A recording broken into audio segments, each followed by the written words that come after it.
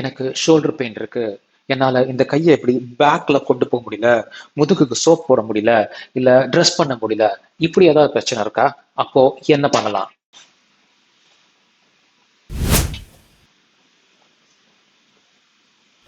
அப்போ வேற என்ன பண்ணலாம்?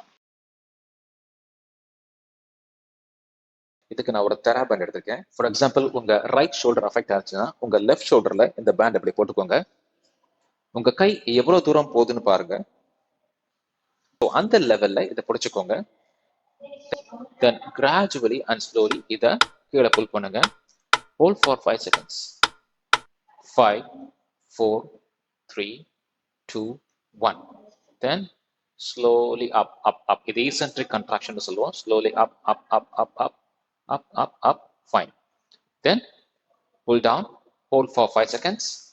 5, 4, 3, 2, 1. Then slowly up, up, up, up, up, up, up, up, up. Fine. Okay. இந்த பேண்ட் கொஞ்சம் லூஸா இருக்கிறத நான் ஃபீல் பண்றேன்.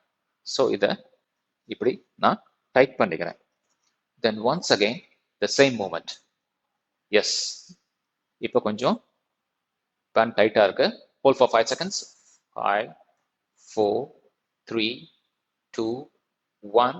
Then slowly up, up, up, up, up, up, up.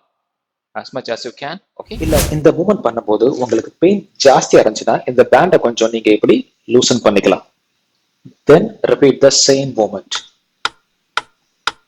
5, 4, 3, 2, 1.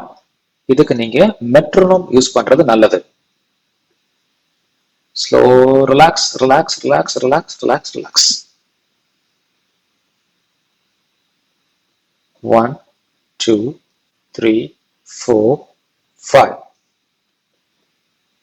Slow relax, relax, relax, relax, relax, relax. Fine.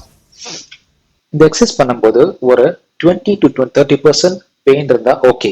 அல்லது vast ஸ்கேல்ல ஒரு 2 to 3 pain இருக்குது okay. But இந்த எக்ஸசைஸால உங்களுக்கு நைட் பெயின், அதாவது தூங்கும் போது எந்த பெயினும் வரக்கூடாது. அப்படி வந்துச்சுன்னா இந்த எக்ஸசைஸ் இன்டென்சிட்டியை நீங்க ரெடியூஸ் பண்ணிக்கலாம். ஃபார் எக்ஸாம்பிள், நீங்க ஒரு 3 கவுண்ட்ஸ் பண்ணலாம் 5 கவுண்ட்ஸ்க்கு பதிலா.